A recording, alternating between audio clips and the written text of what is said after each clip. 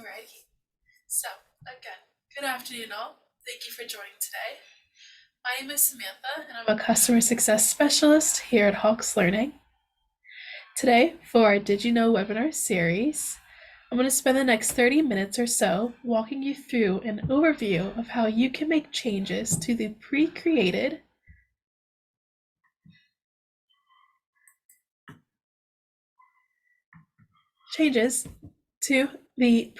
Hawks lesson content and some global lesson settings that may be worth exploring this academic year.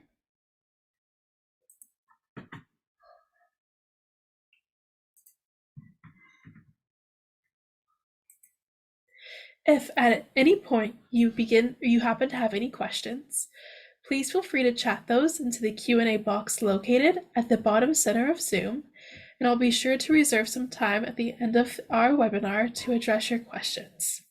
And with that, I'll go ahead and get started. Now, beginning on your instructor dashboard and selecting the corresponding gradebook for your course, you then want to locate your curriculum by selecting the Assignments tab, followed by Curriculum. Now this is going to bring you to a page that lists all of your sections, as you can see here, alongside the curriculum templates that are currently applied to them. So one thing to keep in mind, a great thing about Hawks is that our content team has dedicated time to building out each and every one of our mastery-based lessons to ensure that the questions within them most closely align with those specific lesson course objectives, and that what is depicted within that is what you find within our default curriculum. Therefore, you should feel confident to utilize our default curriculum without the need of making any additional edits. However, please know that you still have the flexibility to customize the lesson content to closely match your course's specific areas of focus. So, with each of our lessons, as you may already know, they're broken down into 3 distinct modes: Learn, Practice, and Certify. Learn is our multimedia presentation of the text, whereas Practice and Certify are question-based modes designed to help students achieve a specific level of understanding, which we coin our mastery level. Today, I'm going to showcase how you can customize the questions that are presented within the Practice and Certify mode. Now you can edit a pre-existing curriculum template that's already assigned to your section just by simply selecting the section name. Or if you want to create a new curriculum template that you then play out to multiple sections at once or use in future semesters, you can select Manage by Curriculum, and this will take you to a list of all pre-created curriculum templates, and then you can select Create New Curriculum. For the purpose of our demonstration today, I want to take a look at a pre-existing curriculum template that's already applied to one pre-existing section. So selecting the section name here, this is going to take us to our Edit Curriculum page. Now there's 2 main areas on this page that I want to focus on and point out. We'll start looking at this table below here, which gives you an at-a-glance overview of the lessons within that curriculum. So there, if these lessons are assigned to your section, you're able to see the amount of questions within each lesson. So that's the amount of questions that will be presented to the student in both Practice and Certify. The mastery level assigned to that specific lesson, along with the corresponding strike a student can receive based on the number of questions and the depicted mastery level. Also, one thing to keep in mind, if you do make edits to the curriculum content, you'll be able to see any of those lessons highlighted here and see that the date is updated to match the last time you made an edit for the content within that specific lesson. Now, to edit the content within a lesson, you always want to make sure you have named a curriculum template, and that will allow these lessons here to become hyperlinked. Jumping into each lesson, this brings us to our lesson builder. So the lesson builder makes up the entire question bank for that pre-selected lesson. And in this case, this left-hand panel is the question bank for lesson 1.1, and this right-hand panel shows all of the individually selected questions that are currently being presented to the students in lesson 1.1. Now, when you assign this specific lesson by enabling a lesson due date or just checking assign from the lesson due dates tab, in the assignments tab, these are the questions a student is going to see within the learn and practice mode, within this practice and certify mode. Within this lesson builder, there's a multitude of different things that you can do. You can either add individual questions or select multiple questions and bulk add them to a specific lesson. You can remove individual questions from what the students see on their end, or bulk remove multiple questions by selecting multiple ones and then hitting remove. You can include either preview or review content from other lessons by selecting from this drop-down menu here. You can include content from different chapters, or if you've created any questions within our question builder, you can locate those here to be included in the assignment that you build out and assign out to your students. From within this lesson builder, you can update the mastery level assigned, so change the number of strikes students can receive and still be able to receive a 100% credit.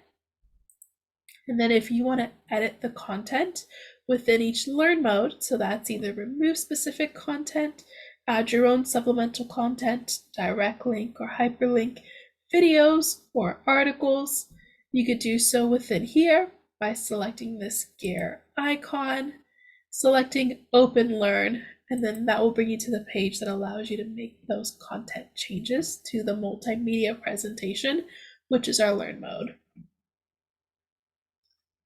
So once you're happy with this assignment that you've built out, you've reviewed all of the questions in the right-hand panel, and you're sure that these are the questions you want your students to receive in their practice and certify mode, you always want to make sure you save your changes. Then you can simply exit out of this window and return back to the Edit Curriculum homepage. So looking at this bottom table here, this is where you go in to edit the specific questions students are seeing. And now I want to take a look at the global curriculum settings. So global curriculum settings are these setting options right up here. So please note that with these, when you enable them, they apply to all lessons that are assigned out to the students using this specific curriculum. So all sections that use this curriculum also have these same settings applied out to them. Now, there's a lot of customization options with these global settings, as you can see here.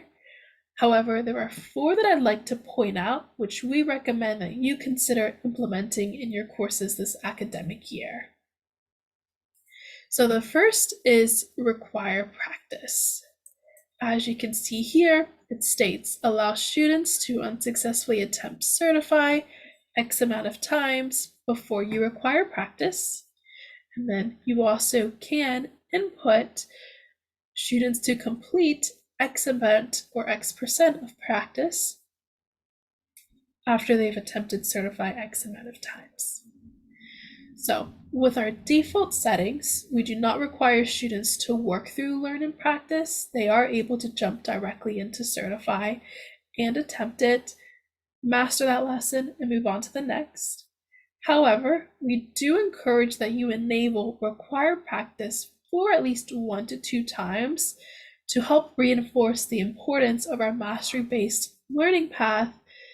That way, your students are able to open up practice and really receive a true learning experience because they're able to utilize and also gain skills and knowledge through our learning tools, such as explain error feedback and step-by-step tutor, which is not visible or which is not included in the certify mode.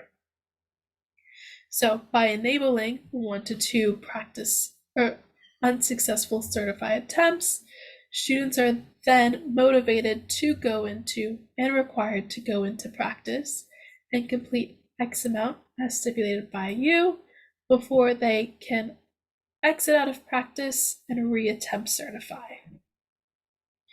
Ultimately, practice mode is where your students are truly learning the lesson's course objectives. So when they go into certify, what they truly doing is depicting their mastery level or their content understanding. Next, I want to look at enhanced practice. So within enhanced practice, please note that this is still in beta. So what that means is, since we are still gathering data, this will only apply to half of your students at random. As part of our double-blind case study. However, if enabled and applied to your students, enhanced practice is what we coin our adaptive questioning sequence that we've developed in-house through machine learning and the analysis of historical data. So this feature was specifically designed to shuffle questions and their presentation order within the practice mode in a way that better prepares students for the certify mode. With this feature, if enabled, your students are presented with easier questions earlier on in the lesson to build their content or their confidence. And then the order of the remaining questions that are displayed is decided based on the student's performance on a per objective and then also level of difficulty basis. What that ultimately means is if a higher performing student works through these assignments and answers higher difficulty questions with ease, they're going to also see higher difficulty questions that follow within that specific lesson. Next, I want to look at allow students to attempt any remaining questions after achieving mastery. So it is our default setting that once a student reaches their assigned mastery level, they exit out of certify and they're brought to a grade page that depicts their achieved mastery level. By checking allow students to attempt any remaining questions after achieving mastery, students are not automatically prompted out of the certify mode, and they're able to answer the remaining questions in that certify session. So rest assured, your students' performance in those questions do not affect the mastery credit they've already received. It's already applied to their grade. Instead, it just encourages students to further review the lesson and better their content understanding level. So finally, the last global setting option I do want to take a look at today is Flex Mastery. So Flex Mastery is our tool that we like to say believes in second chances. With Flex Mastery, it does offer your students a second attempt at retrying a missed question in Certify without receiving a strike. So with this feature, you as an instructor do have the ability to allow additional attempts with either, and you get to choose, new values or the same values, as you can see here. And then you grant your students a little bit more flexibility for simple mistakes or even just simple solution entry errors. Now you can limit the amount of attempts presented to your student to either unlimited or an X amount depicted by yourself. However, what we found is this tool is most effective, but also still reasonably challenging for your students' benefit when you limit any additional attempts per question to about 1 or 2.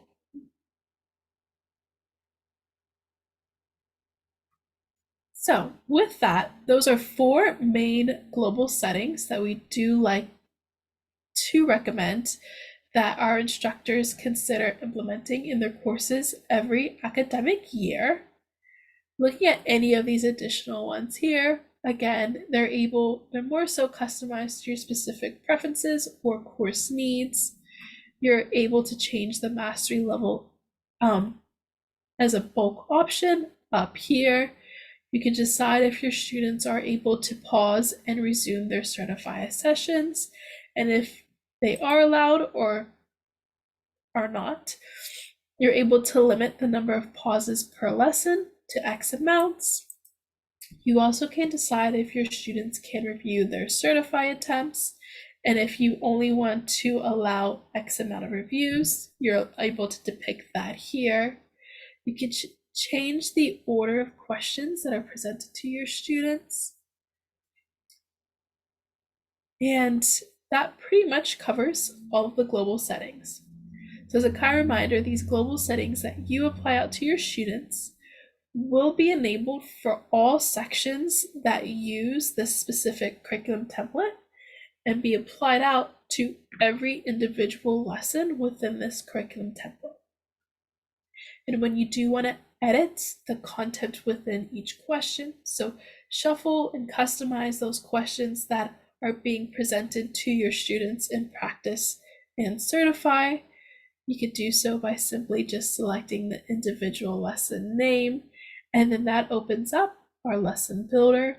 And as you continue to make changes to the content within each lesson, those dates where you last made those changes are depicted here. So this gives you a good understanding of how recent those changes were made, and it allows you to focus on other areas within the gradebook where you can make more recent updates to the content or even just the structure of the course. And again, you can edit your curriculum from within your gradebook in Hawkes Learning. You locate the curriculum page by selecting Assignments, selecting Curriculum, and then that brings you to your page of your lessons, along with the corresponding curriculum templates that are applied to it.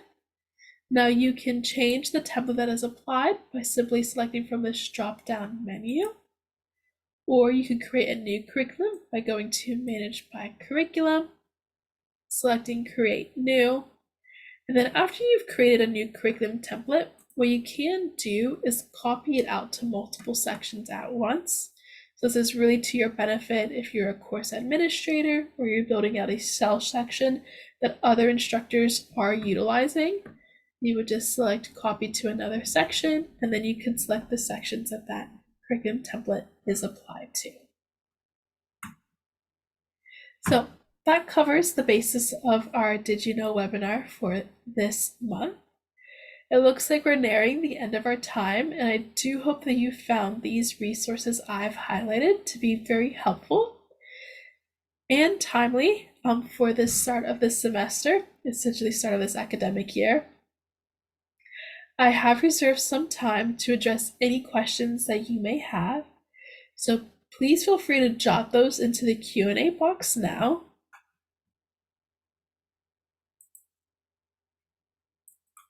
And I'll give you a few moments.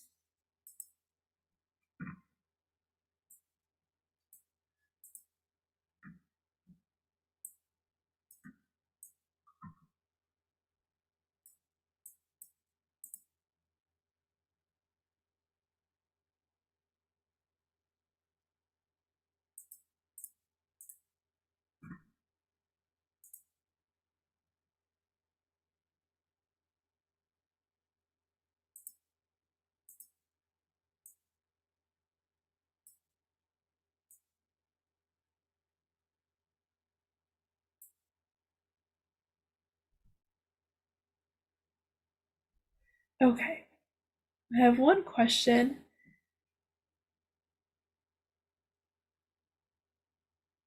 Okay, so to edit the content within a Learn screen, it's actually quite simple, and I'll showcase that. So a Learn screen is customized for each lesson.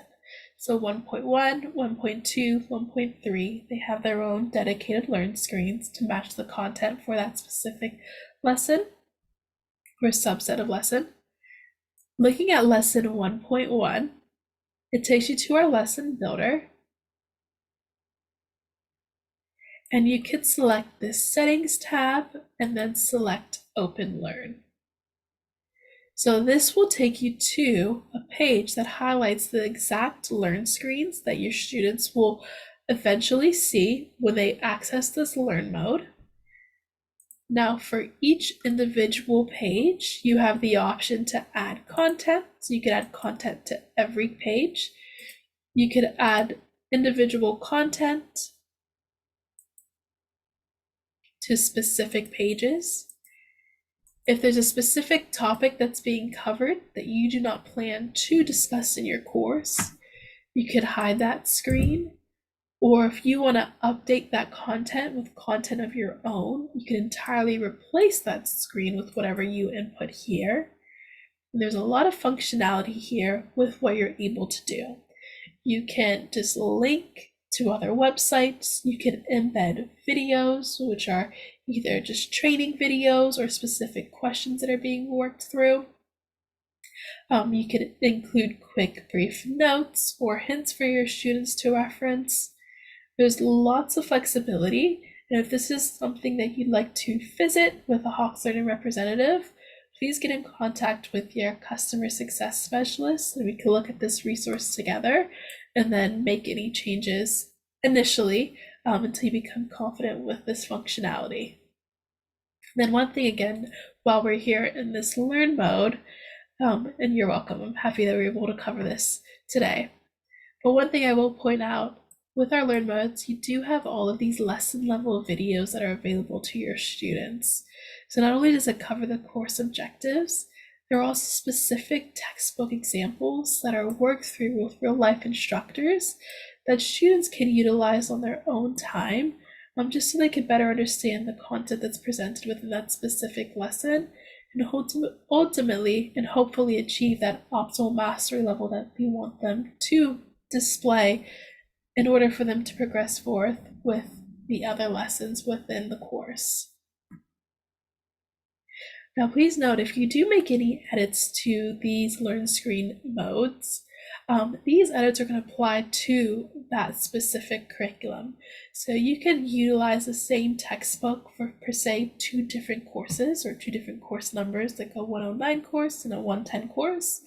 And you could have your 109 curriculum and your 110 curriculum. 109 curriculum can be customized for that specific course, and then you could do the same and make different edits to the Learn Screen modes for the 110 curriculum.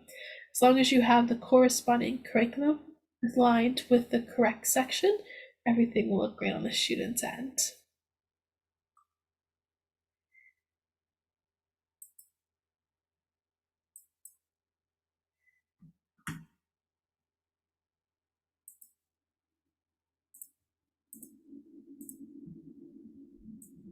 Alrighty, I'll give you about another minute or so if you'd like to jot in any more questions, or if there's any other aspects that I could cover regarding the curriculum and the content that's depicted or displayed for your students every academic year.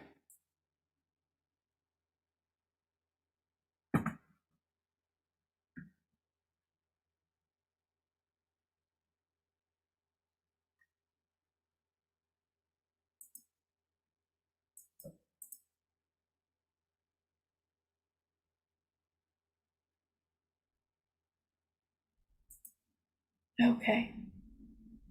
Well, I do want to thank you again for joining me. If you have any additional questions that do come up, please do not hesitate to reach out and contact your designated customer success specialist for more information. We hope you have a wonderful day and a wonderful rest of your academic year. And thank you again.